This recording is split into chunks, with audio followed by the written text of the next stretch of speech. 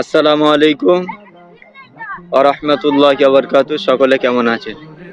আপনারা সকলে জানেন যুগ যুগ ধরে ইতিহাসে মুসলিমদের পিছে যারাই লেগেছে তাদের পতন হয়েছে।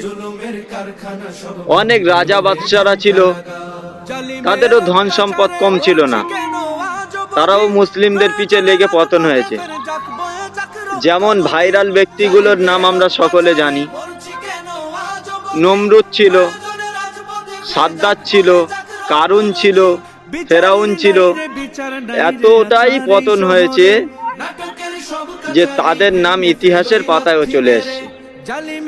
আর আজ আমরা এখানে দাঁড়িয়ে আছি, মুসলিমদের পিছে যারাই লেগে আছে ইনশাল্লাহ তাদেরও পতন হবে শীঘ্রই। আমরা মুসলিমরা খালি দেখার অপেক্ষায় আছি যে তাদের পতন হবেই।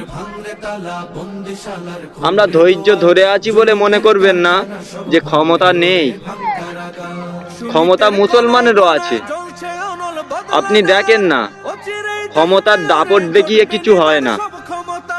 একটা সময় সেই মাটির তলায় চলে যেতে হয়। মুসলিম বীর সেনাদের ঘটনা আপনারা পড়ে দেখেন না, ক্ষমতা তাদেরও ছিল। একটা যুদ্ধে গিয়ে তারাও 9খানা তরোয়াল ভেঙে দিয়েছে মেরে, একখানা ছুরি।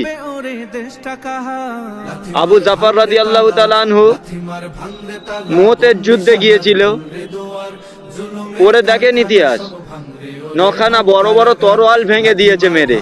মুসলমান চুপচাপ আছে বলে ভেবে নেবেন না যে মুসলমানদের দাপট নেই, ক্ষমতা নেই মুসলমানদের, এটা ভাববেন না, ভুল হবে। মুসলমানরা চুপ আছে, তারা একজনকেই তারা ভরসা করে, ওয়ামাইয়াত্তাকিল্লাহ, আল্লাহর উপরে ভরসা রাখে। তারা আল্লাহর উপরে ভরসা রেখেই চুপচাপ আছে। আল্লাহর মা দুনিয়ার ভাই। আমরা সকলে দেখেছি কাবা ঘরকে দখল করতে এসেছিল, কয়েকটা পাখির ক্ষমতা এতটাই দিয়েছিল, আবাবিল পাখি, সব মানুষকে পালাতে হয়েছে। যেমন মুসলমানদের পিছে লেগে কিচ্ছু হবে না। মুসলমানদের আজান বন্ধ করতে গিয়ে নিজেদের ডিজে বন্ধ হয়ে যাচ্ছে, কেমনটা লাগে? মুসলমানদের গরু খাওয়া বন্ধ করতে গিয়ে নিজেদের গরু বিক্রি করা বন্ধ হয়ে যাচ্ছে, কেমনটা লাগে?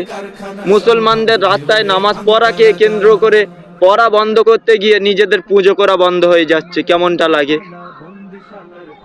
এভাবেই আস্তে আস্তে পতন ঘটবে। রতন যেহেতু হয়েছে, তোমার পতন অবশ্যই ঘটবে। 5 বছর, মাত্র 5 বছরের দাপট নিয়ে সারা পৃথিবীতে চলে মানুষের পিছে লাগতে যেও না।